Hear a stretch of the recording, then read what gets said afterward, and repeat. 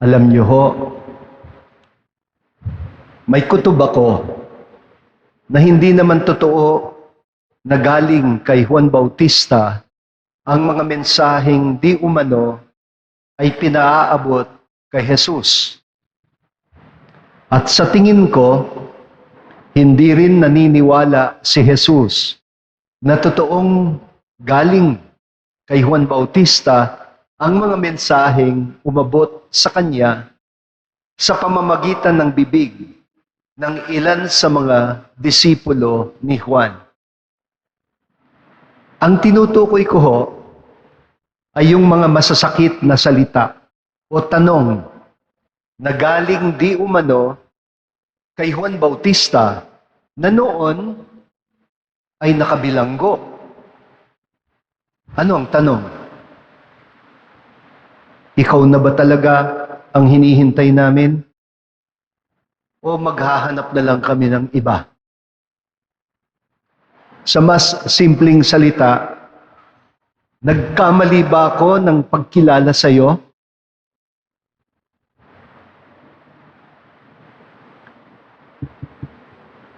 Parang disappointed ang tono, di ba? Kasi pinakilala niya si Jesus bilang Mesiyas. Pero ngayon, parang nag-aalinlangan. Nagkamali ba ako ng pagkilala sa iyo?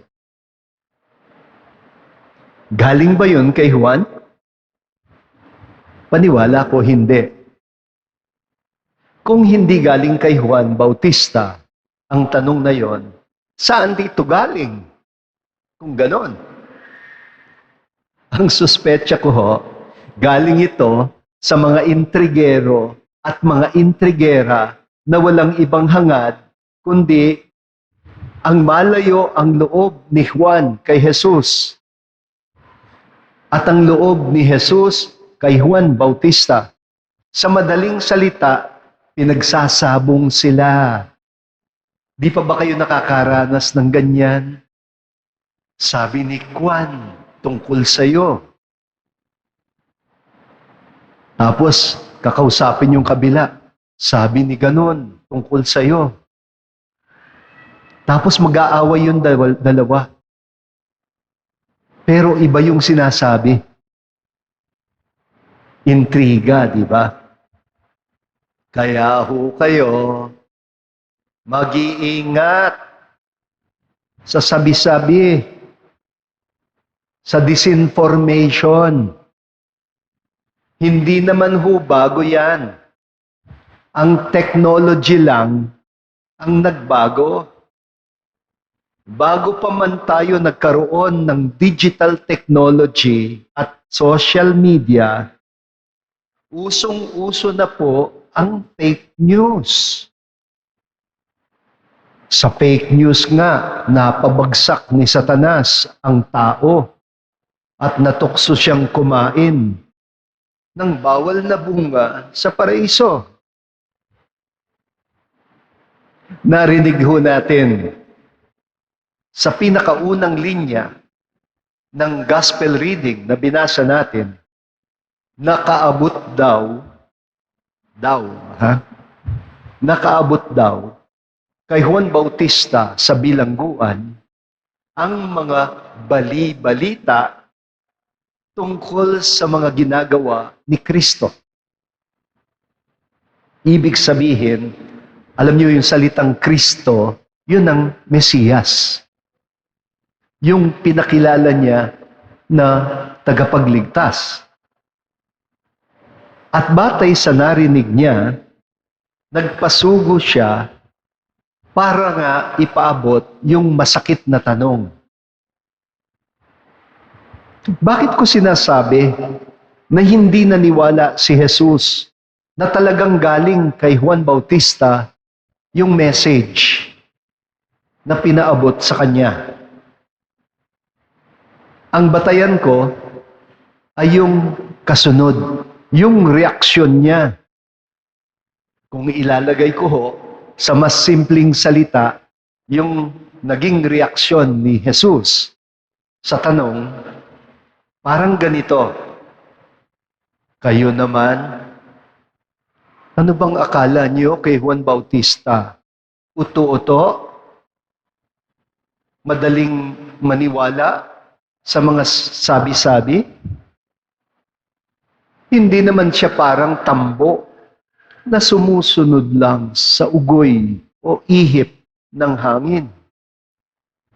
Kilala ko siya. Hindi naman siya ganyan. At lalong hindi niya pag-uugali ang maghari-harian at humatol sa kapwa na hindi totoo. Kaya, yung importanteng question, bakit ba iniintrigahan si Jesus? At ang madaling sagot ay, kasi merong naiinggit sa tiwala at paggalang na pinapakita ni Juan Bautista kay Jesus.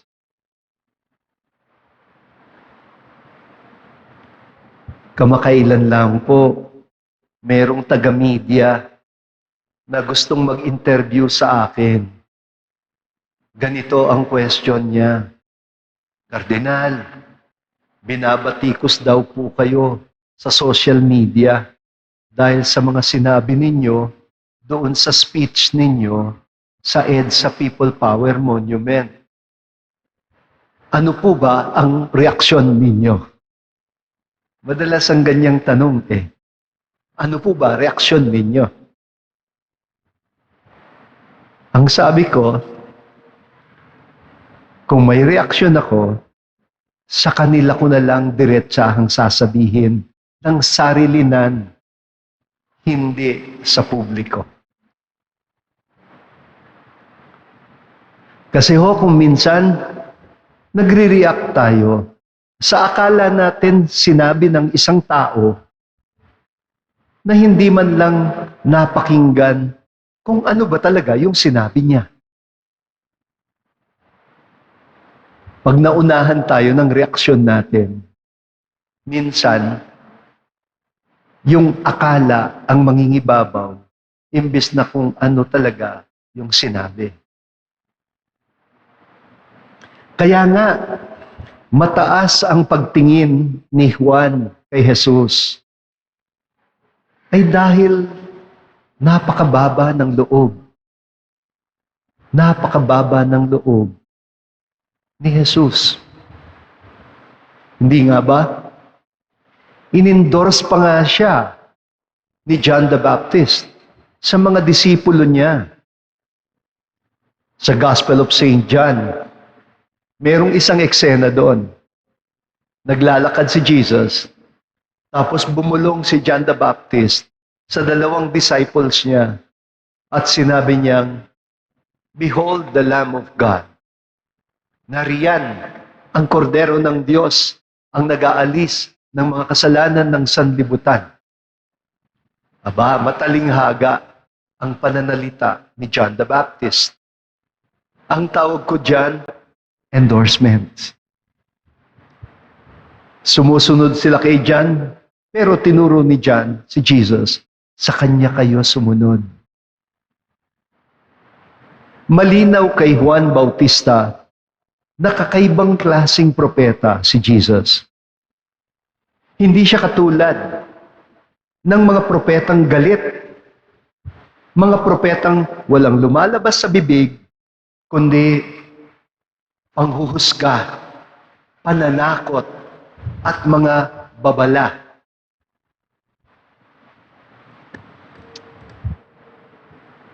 Hinahanap niya ang mga tupang ligaw.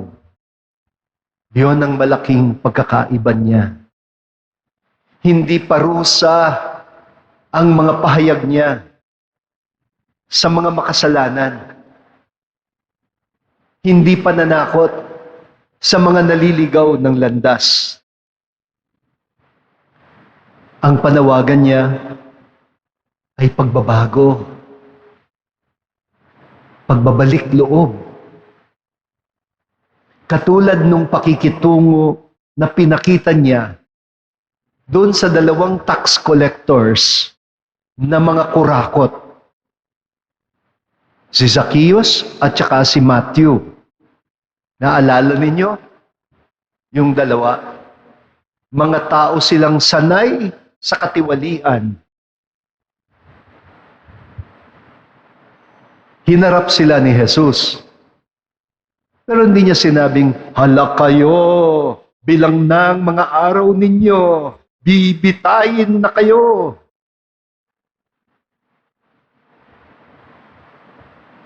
Hindi ganoon. Kasi nakita ni Jesus na meron pang natitirang sinseridad kay Zacchaeus. Naalala niyo yung eksena, dumalaw si Jesus doon sa isang lugar at itong si Zacchaeus ay excited daw. Gusto niyang makita, matanaw si Jesus. Umakyat siya sa sycamore tree. Pagkatapos, habang lumalakad si Jesus, huminto siya right in front of the sycamore tree. Tapos, tumingala siya. Tiningala niya si Zacchaeus. Pagkatapos, sinabihan siya, baba ka riyan, Zacchaeus. Baba ka riyan. Parang matalinghagang mensahe. Bumaba kayo dyan. Bumaba ka dyan. At kay Matthew, anong sinabi niya? Halika, sumama ka sa akin. Kakain tayo. Pero mag-uusap tayo ng sarilinan. At naalala ninyo yung babae na kinaladkad sa harap ni Jesus. Dahil di umano, nahuli siyang nakikiapid sa hindi niya asawa. At naalala ninyo, ang hinamon ni Jesus ay yung mga taong kumaladkad sa babae. At sinabi niya sa mga may dalang mga bato na ipupukol sa babae, ang sino man sa inyo na walang kasalanan, siya ang maunang bumato. The one who is without sin, be the first to cast the stone. Di nag-alisan sila. At pagkatapos, binangon ni Jesus yung babaeng makasalanan. Itinayo siya. At ang sabi niya, hindi rin kita hahatulan, pero itigil mo na yan. Itigil mo na yung buhay, pagkakasala. Tama na yan, ha? Kaya nga ho, ang pinagkuhanan ko ng inspiration sa aking reflection ngayong umaga ay yung mga binitawang salita ni Bishop Tony Tobias na dating bishop ng Novaliches. Emeritus na po siya ngayon, ibig sabihin, retired na siya. At kilala niyo naman si Bishop Tony, malumanay magsalita. Inimbitahan siyang magmisa sa Kongreso of all places, sa Congress. Ipinagmisan niya ang mga congressmen. At napakabanayad at napakamalumanay ng salita ni Bishop. Pero ang tindi ng sinabi. Anong sinabi niya? Ang sabi niya, mga kapatid, tumigil na kayo. Galing, no? Diretsahan. Wala nang pasintabi. Mga kapatid, tumigil na kayo. Alam naman po nila kung anong dapat nilang itigil, di ba? Tumigil na kayo. Hindi yun panghuhusga, hindi yun paghatol, kundi imbitasyon na kung ibig nilang mapalaya ang bayan natin sa kulungan ng korupsyon, dapat magsimula yon sa kababaang loob na umamin. Huwag na kayong magtuturo. Huwag nang iwas pusoy. Huwag nang i-deny. Aminin. Kasi pag nagsisimba kayo, sa simula pa lang ng misa, sinasabi na ng pari, aminin natin ang ating mga kasalanan upang tayo maging marapat na gumanap sa banal na pagdiriwang. Paano tayo gaganap sa banal na pagdiriwang ng misa kung wala tayong kahandaang umamin? Umamin sa kabuktutan na naglulugmok sa ating bansa sa malalim na pagkakautang na nagiging dahilan kung bakit ang nakararami ay nananatiling mga dukha at kailangan pang pumila ng mahaba para magpalimos ng endorsement letter para mabigyan ng atensyon sa ospital. Itigil nyo na yan. Nagsisimula sa pag-amin. At mas maganda kung sasabayan pa ng mababang loob na pahayag ng pagsisisi. At syempre, higit pang maganda kung gagawin yung ginawa ni Sakeo. Kusang loob niyang isinoli ang mga kinurakot niya. Ni hindi man sinabi ng Panginoon, gawin mo yan. Kusang loob. Ang sabi niya, Panginoon, isasauli ko po yung hindi akin. At ang sabi ng Panginoon, sa araw na ito ay naganap ang kaligtasan. Dahil ang makasalanang ito, anak din siya ng Israel. Hindi panunumbat, kundi paanyaya sa mga nagpatukso at ngayon ay parang wala ng mukha na ihaharap sa bayan dahil nabuking. Mga kapatid, isipin lang ninyo, kung asawa kayo ng mga magnanakaw na ito, isipin nyo lang, napaka-miserable siguro nila ngayon. Napaka-miserableng buhay ang buhay ng pangungurakot. Hindi dapat kainggitan, kundi dapat kaawaan. Paano mo mapapalaking marangal ang mga anak mo at mga apo mo kung pakakainin mo sila mula sa perang ninakaw mo sa mga taong bayan? Habang ang marami sa kanila'y nagugutom, pumipila sa mga linya para lang makahingi ng konting ayuda na galing din naman sa buwis na binabayad nila. Totoo nga, dakila sa lahat ng taong dakila si San Juan Bautista. Pero sabi ng Ebanghelyo ni San Mateo, higit daw na dakila ang mga kapuspalad kasama ng mga makasalanan. Dakila din sila sa kaharian ng langit. Bakit? Dahil alang-alang sa kanila, handang ibuwis ng anak ng Diyos ang buhay niya para sa kanilang katubusan. Hindi niya sasabihing, mahulog nawa kayong lahat sa impyerno.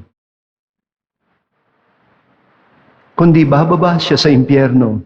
Kung kailangan magdusa siya, hanguin lang niya ang mga taong lulong sa katiwalian para sila matubos. Alang-alang sa kanila, handang ibuwis ng Diyos, ng anak ng Diyos, ang buhay niya. Tingin nga ho muna kayo sa krus. Paano ka bang hindi magbabago kapag tumingin ka sa krus? At ang ipinako mo, siya pa ang magsasabi, binayaran ko na ang utang mo.